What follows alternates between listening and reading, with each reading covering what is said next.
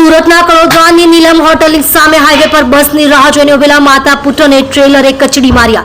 કડોદરા 4 રસ્તા નજીક નીલમ હોટલ પાસે Ahmedabad Mumbai national highway number 48 પર ઓવરબ્રિજના છેડે મુંબઈ જતી ટ્રાવેલ્સની બસની રાહ જોઈ રહેલ બારડોલીના માતા પુત્રનું ઓવરબ્રિજ પરથી પુલ ઝડપે આવી રહેલ એક ટ્રેલરે કચડી નાખતા પરિવારજનોની આંખ સામે કમકમાટી ભર્યા મોત નીપજ્યા હતા.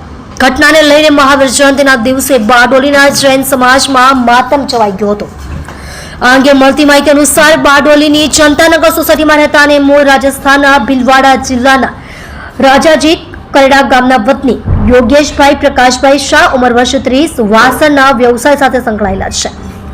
તેઓ તેમના પિતા પ્રકાશભાઈ, માતા મંજુબેન, પત્ની કિંજલબેન ઉંમર વર્ષ 30, પુત્ર દિયાન ઉંમર વર્ષ 4 તેમજ બે ભાઈઓ વિકાસ અને ફેનિલ તેમજ ભાભી સુરભી સાથે સંયુક્ત પરિવારમાં રહે છે.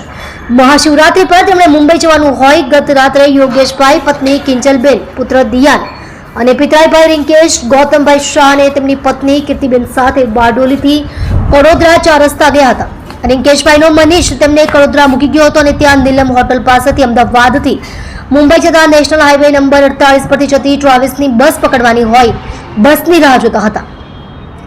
રાત્રિના 12:30 વાગ્યાના અરસામાં કડોદરાનો ઓવરબ્રિજ ઉતરતા હાઈવેના કિનારા પાસે ઉભા હતા ત્યારે કામરેજ તરફથી એક ટ્રેલર નંબર GJ10 TV 9642 પૂર ઝડપે હંકારી લાવી સર્વિસ રોડ પર લગાડેલ પતરાની રેલિંગ સાથે અથડાવી દીધું હતું. ધડાકાભેર અવાજ આવતા ત્યાં નજીકમાં બસની રાહ જોઈને ઉભેલા યોગેશભાઈ અને અન્ય મુસાફરો ગભરાઈને ભાગવા લાગ્યા હતા. તે દરમિયાન તેમની પત્ની કિંજલ અને દિયાન બંને પણ ભાગવા જતા ટ્રેલર ચાલકે સ્ટીયરિંગ પરથી કાબુ ગુમાવી દઈ કિંજલ અને દિયાને અડફેટ મારી દીધા હતા. અકસ્માતમાં ટ્રેલરનું વ્હીલ કિંજલના માથા પરથી જ્યારે દિયાના કમર પરથી ફરી વળતા તેમનું ઘટના સ્થળે જ કમકમાટી ભર્યું મોત થયું હતું. ઘટનાની જાણ થતાં જ કડોદરા પોલીસ પણ ઘટના સ્થળે આવી પહોંચી હતી અને મૃતદેહનો કબજો લઈ પલસાણા ખાતે પોસ્ટમોર્ટમ કર્યા બાદ બંને મૃતદેહો પરિવારજનોને સોંપ્યા હતા. આજે મહાવીર જયંતિના દિવસે જ આવી કરુણાંતિકા સર્જાતા બારડોલીના જૈન સમાજમાં ગમગીની છવાઈ ગઈ હતી. હાલમાં નીલમ હોટલ પાસે ગનાળાનું કામ ચાલી રહ્યું હોય સર્વિસ રોડ પર પતરાની રેલિંગ લગાવવામાં આવી છે.